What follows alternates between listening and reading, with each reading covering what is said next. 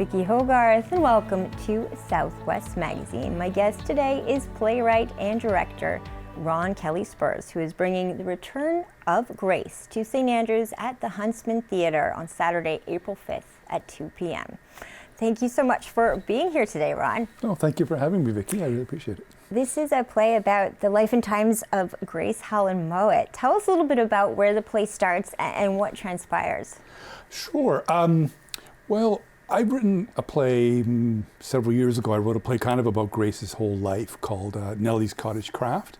So I just was really inspired by her and her story. And so I was looking for a new project, and I was trying to think of how I thought I would maybe come back to Grace. And what had kind of intrigued me about her, one of the things that intrigued me about her was how she had gone away for several years and studied in New York and London and worked with, some very famous and established artists. And then she came back to St. Andrews.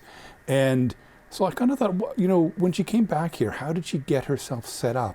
She came back to help her father, and she came back to start Cottage Craft, but how did she kind of fit herself into the community? So that was kind of the main idea that came up with the show, or spurred me to write the show. So the play is essentially, it's kind of what we would call historical fiction. So it's really based on fact, and it could have happened, but it probably didn't. So it takes place kind of in one event where Grace has been here back for maybe a couple of years, and it's in about 1920, and she's trying to figure out, as I said, how to fit in. And so she's having an audition for a play, and she's decided that the Mad Society, which she founded, the Music, Art, and Drama Society, are going to do a more serious kind of play, because she wants to do something that would be maybe something like they do in Montreal or Toronto, other places she's been, with professional artists. And she's been doing the pantomimes, which are big community shows that they actually did.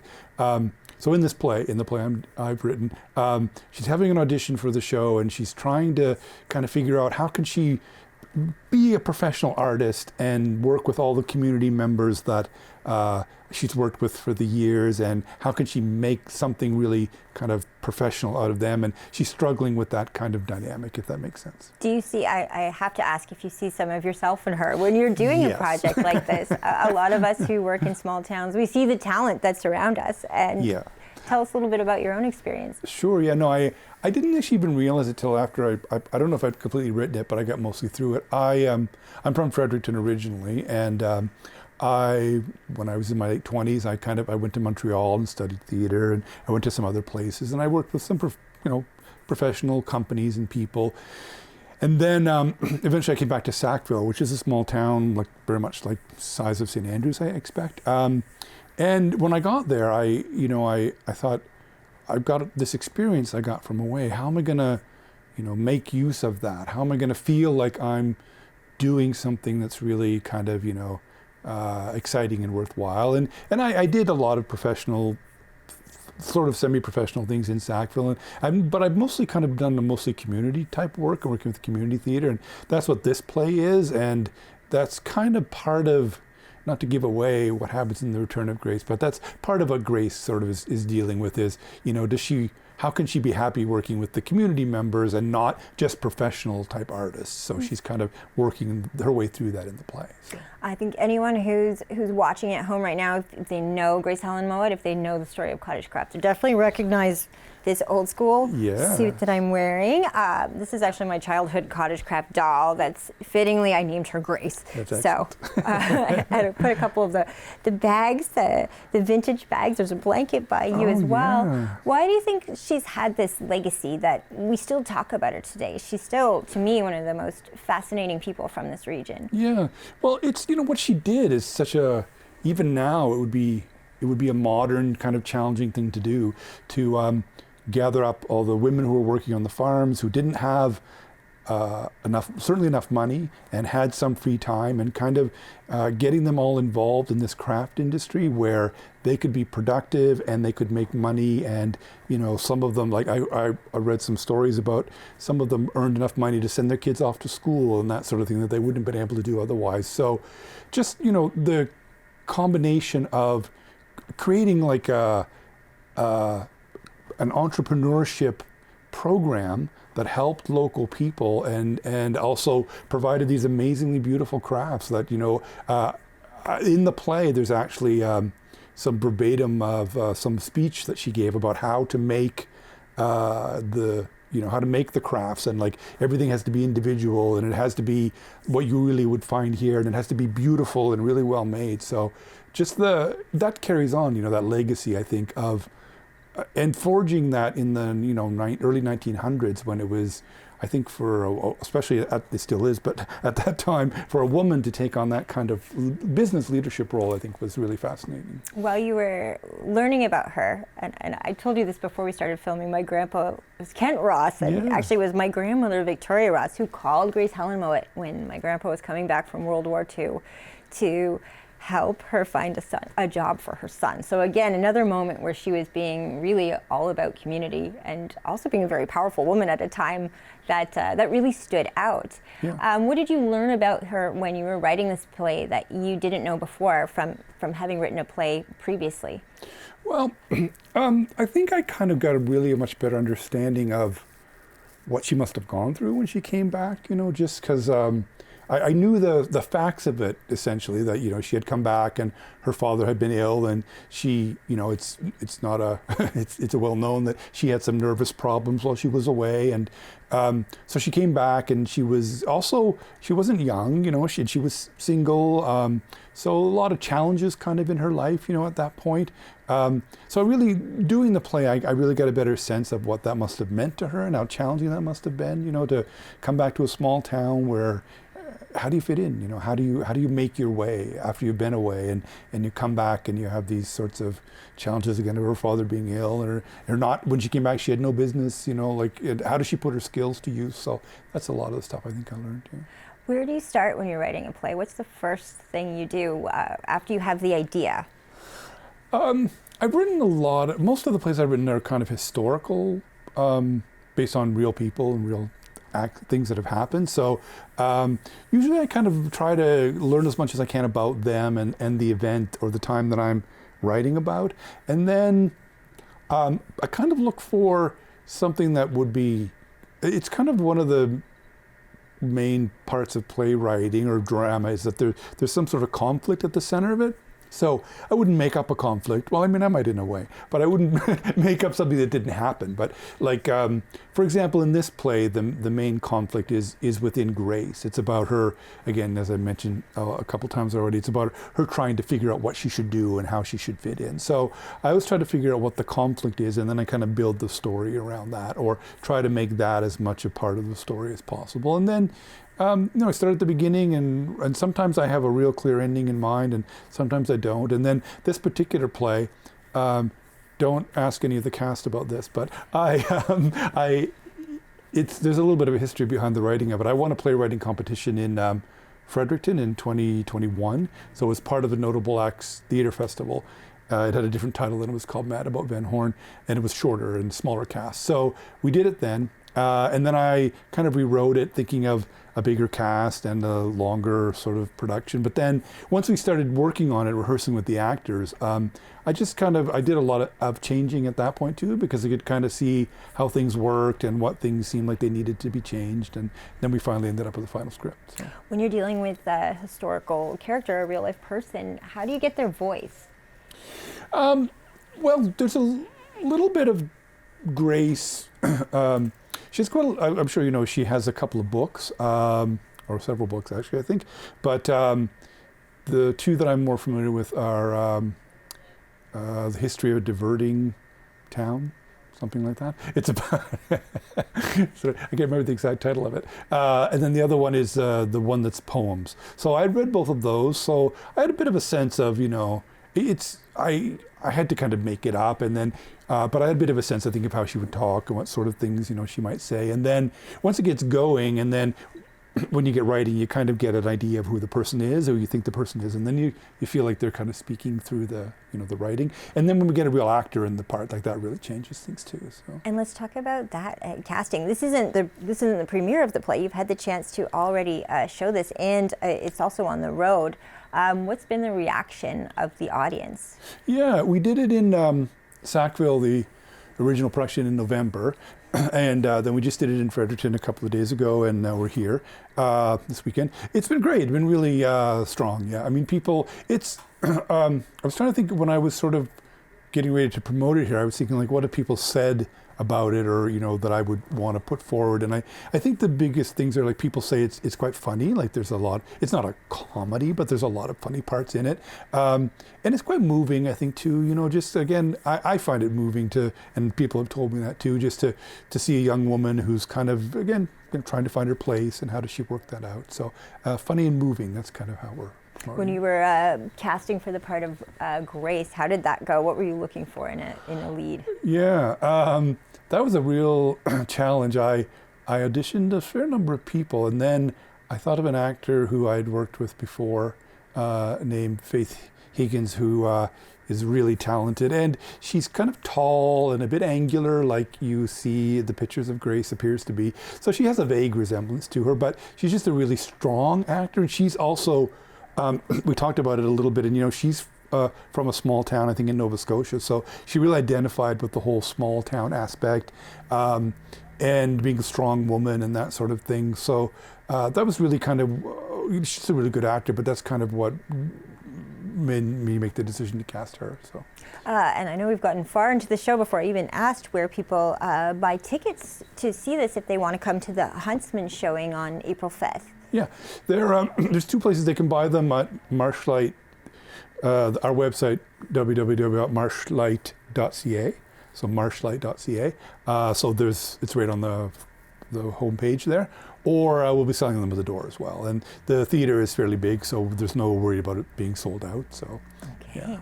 When you're taking a show like this on the road, are you already working on another project? How does it work as an artist for you? Do you put it to bed and then move on, or are ideas already circulating? I try to stop, but things seem to come up. I just, since this opened, I wrote and toured another play, a wetland play for children. So, no, I don't have anything on the go right now. We're looking at doing another anniversary project next year in Sackville, of something that happened there. But often I do, yeah. Sometimes, like especially this one was originally done 3, 4, 5 months ago, I guess. So by this point, I would often have something else on the go, yeah. I love that community factors so heavily into this play. Why, for you, as an artist, as a playwright, as a director, why is it important to tell these stories of New Brunswick, of your home province? I think it's just like it's so easy to not tell them, or to be engaged in things that aren't from here. And there are so many great stories of people from New Brunswick, and they're inspiring. They can help us to understand like how we fit in here and what we can do here, and they give us things to be proud of. And so I really feel like, and people want. I think people really want these stories. Like when we've done them, when we've done stories that are set in New Brunswick or locally, when people come out to see them, they're always really interested, and they always, sometimes they do know the people, but if they don't know them, they're really inspired by them. So I guess that's for me. And I really love being connected to that part of our experience here. Mm-hmm. What do you think it does to remember important people from our community's past, the people that helped shape it? Why is that so important to community presently and in the future as well? Yeah, I think it's just keeping it alive and keeping us connected to what's happened, and like I said, we can also learn from what they went through, and we can learn about we're going to face challenges in our lives, and what were the challenges that they faced. And also just to be able to pass this on to future generations, I think it's important to preserve it. You've also told stories of Van Horn, so you are very drawn to our corner of the world when it comes to stories. Tell us a little bit about what's on your radar for your next play, or if you can at all. Well, the next one that I'm pretty sure is going to happen, I wrote a play about a speed skater in Sackville named Chester Cole. He was a world champion speed skater when he was 14. So we did that 5 or 6 years ago, and then next year is the 100th anniversary of his winning that speed skating championship. So we're hoping to do that in Sackville next year, and we may bring that on tour as well. I don't just write plays too. I sometimes direct things that I haven't written. So this summer, I think I'm going to direct a play called The Complete Works of William Shakespeare, which is not the complete works. It's actually a 3-person play. It's kind of a spoof about Shakespeare. And we do a lot of partnering because I'm also the director of the Drama for the Arts Council. And Marshlight Theatre, we do a lot of partnering with the Arts Council as much as we can. So we may bring that show down to St. Andrews as well sometime in the summer to present it. For anyone who's watching this, and I mean, a lot of people want to be writers, but not a lot of people actually not even succeed, but even are able to start doing a play or finish writing that novel. They tell themselves that they're going to write. What is it that enables you to sit down and finish your work? What do you tell yourself? Do you have a process? Do you give yourself hours a day you have to work on it? Unfortunately, I'm a real kind of crammer, which is, I don't know if I could work another way. Like maybe I will often think I should do something slower, but then I never do. So maybe this is how I'm meant to work. But this is slightly silly, but I mean, what I'll have to do is when I'll set a date to perform, and then I'll set a date for a first reading. And the first reading is really the time I have to have something to present with actors, and it may be quite far from what ends up being done, but it kind of puts that time pressure on me, and then and that kind of puts a fire under me to get working. Okay, you said you're a director as well, not even always of your own work. You'll direct other people's works. You also act too, and we will even see you in The Return of Grace. What does taking on these different hats do for you as a playwright? Does it enable you to see what you're working on from different perspectives, to be in the actor's shoes and to feel your words, to be the one who brings them to life? Oh yeah, that's a very interesting question, and it does for sure. I mean, I find that all the different parts of it kind of feed into each other, So sometimes when I've written something and then I read it myself, it kind of makes me think differently about it, or want to make some changes in it or stuff like that, just because I'm more involved in the play than I would be just listening to it or sort of directing it. So I did feel, though, it's often though it is good to have an outside viewpoint too. So like this play I wrote and directed, but then I had a friend of mine named Sue Rose who gave me some feedback on the script, because sometimes you can get a little bit if you're sort of just not doing everything yourself, but if you don't have you're doing things with actors, so it's always going to be affected by that and change and be hopefully improved by that process.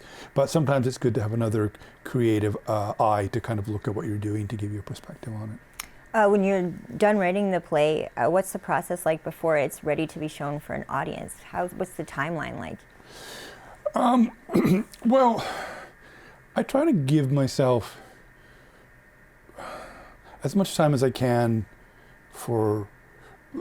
I think most people who write plays would probably say a similar thing, where when they write the play, they might talk to some people about it as they're writing it, and then they come into like the sort of rehearsal process, and then there's more writing that will happen. So I like to give myself as much time as possible from the beginning of the rehearsal process till the show, so that we can keep making changes, and at some point you have to stop making changes, because otherwise your actors will cry. I made a deal with them one time. I can't remember how far away. We were a few weeks away from opening night, but I said, if I change a line from now, I'll give you $5. So I changed one more line after that. I thought it was a good compromise, because I did one time. I did have to change something. I mean, I felt I had to change it. So, but it really made me think, do I really need to change that? So I didn't, because I didn't want to lose $5. So. I know with Grace Helen Mowat, Cottage Craft was a business, but on so many levels, she was an artist. I even look at vintage bags like this and think, the detail that she put into it, and the colors that she created as well, and named after the area, were so special. And in so many ways, everything still is art. So I keep it forever. And I wonder, you as an artist, especially when we're living through challenging times, why in your mind is art so important? Not just as the creator of art, but also as someone who enjoys it. What does it do to, I don't know if it's hope or what it does for your life, but what is it that draws you to art, especially in times that can be trying? What can it say that the rest of the world can't? Yeah, that's a good question.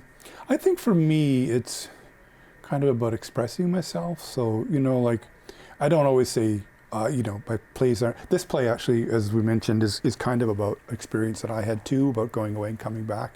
But I don't know, is literally say what is going on in my life in plays. But just the chance to, express some emotion that you have or some idea that you have, and to do that in a group, like in the community of. That's I think why theaters ended up being my art form, is you're always working with other people, and so you're sharing that, and you get their input and their response, and hopefully I work with a lot of young people, and you hopefully can see them grow over a number of years in a number of projects. So, and it I've seen people too who will come into it very shy or very closed off, and then over the course of time they kind of open up and they're able to express themselves more, and they really enjoy it. So that's really rewarding.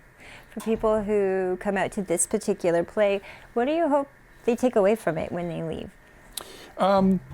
Well, again, without kind of spoiling the ending, because there is a little bit of a twist at the end. I hope that they will feel like they're inspired to kind of make the best of what's available to them, and appreciate their community and their friends, and really be involved and want to be involved in their community. Mm-hmm. You are involved in our community as well, part of the St. Andrews Arts Council. Tell us a little bit about how you're involved here. Sure. Well, I'll make it a really short story, but about 30 years ago, Louis Dalbert was just starting the Arts Council, and I was living in Fredericton at the time, and he saw an article about us doing drama workshops with young people, and so he called me, I was going to say email me, but he didn't email me 30 years ago. He called me and asked if we wanted to come and do drama workshops here. So we did, and I started doing different stuff here. And then eventually I went away to school and stuff, and then Jackie contacted me maybe, 8 or 10 years ago, and said they were looking for someone to do a play about Van Horn, and did I know anybody? And I said, I could do a play about Van Horn. So I did. So we came down and we did a play on the island, and then it just kind of grew from there, that we became connected. You talked about community, both in the play, both in your own life. What has it meant to you to see community be built around your work? As you mentioned, it's not just about the play, it's about the people that come together to create it. How has that been a part of the journey for you? How has it changed you as an artist to build community around what you do? Yeah. I guess it's kind of, I think a lot of people who are involved in theater would say that that's probably what it's about, even about, it's nice to do stuff and have people look at you and applaud you. But really the doing it with other people, I think, is what it's about. And, it's kind of about being a human being, and just our connection with other people. And there's a lot of, usually, and certainly the way I try to approach it, there's a lot of safety in it where, you have lines, and so you don't necessarily have to, be a talker to be able to talk and to be heard. But then people, if you're gentle with them and you kind of work collaboratively, people eventually become comfortable. And, people make friends and lifelong friends from it. So, yeah. It's been a pleasure to have you here today, Ron. Any final thoughts in the last moments of our show? No, well, thank you very much for having me, Vicki. And we're really excited to be collaborating with the Arts Council. And as you said, we've been doing a lot of stuff with them for a long time. And now here we are. So thank you very much. And if people are looking to find more of your work, Ron, where can people look to see past productions, future productions of the work that you do? Well, I run two organizations as well as working for the Arts Council here. And one of them would be Marshlight Theatre, so they could find out through there. And the other one is Festival by the Marsh. So both of those, if they Google those, they'll find information about me. So. Wonderful. And please come back anytime. We'd love to have you next time your play is in our neck of the woods. Thank you very much, Vicki. My guest today has been playwright Ron Kelly-Spurles, who's bringing The Return of Grace to the Huntsman Theatre on Saturday, April 5th at 2 p.m. I'm Vicki Hogarth. Thank you for watching Southwest Magazine.